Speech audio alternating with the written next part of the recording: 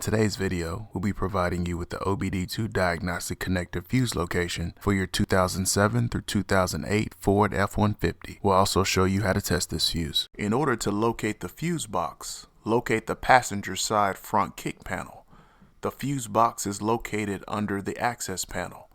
Remove the access panel to reveal the fuse box. Here you see the location of the fuse. It's a 20 amp fuse. The fuse box diagram component number of the fuse is shown here in the picture. If this information has helped you out, do us a huge favor and smash that like button right now and consider subscribing. We'd really appreciate it. Here are some of the different types of fuses this vehicle's manufacturer uses across its vehicles. In order to determine what type of fuse you have, just compare it to the different fuses we have shown here. We'll drop some links down in the description below of where you can get some replacement fuses. Next, we'll show you how to use a multimeter to test the fuse. This is how you perform a resistance test using a digital multimeter.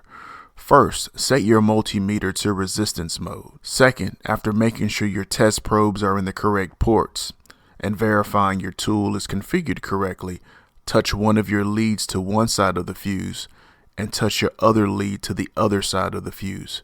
If your display shows OL or doesn't change, this means the fuse is bad.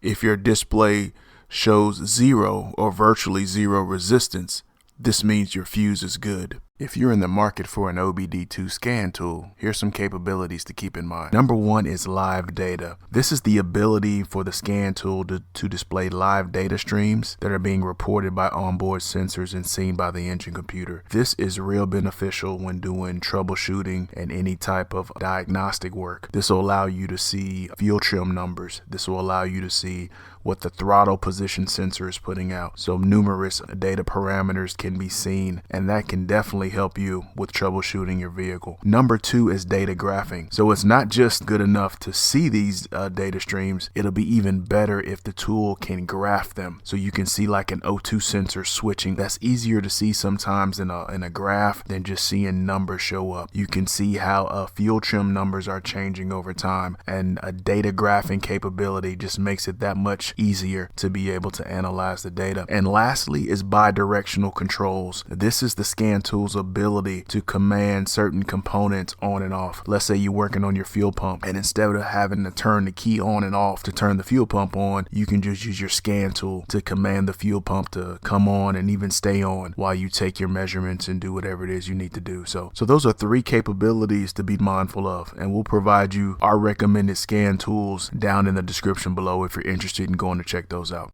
As a DIYer, when it comes to getting access to information that will assist you with servicing and maintaining your own vehicle, we recommend Mitchell 1 DIY.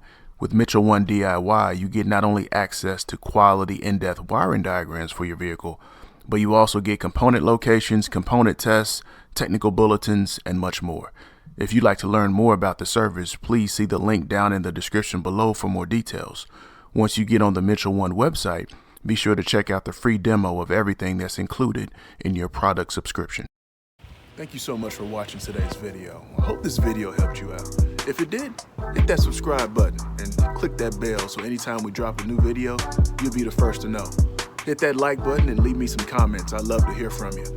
If you're interested in any of the products we used in today's video, we'll leave some links down below. Hope you have an awesome day, and thanks for watching.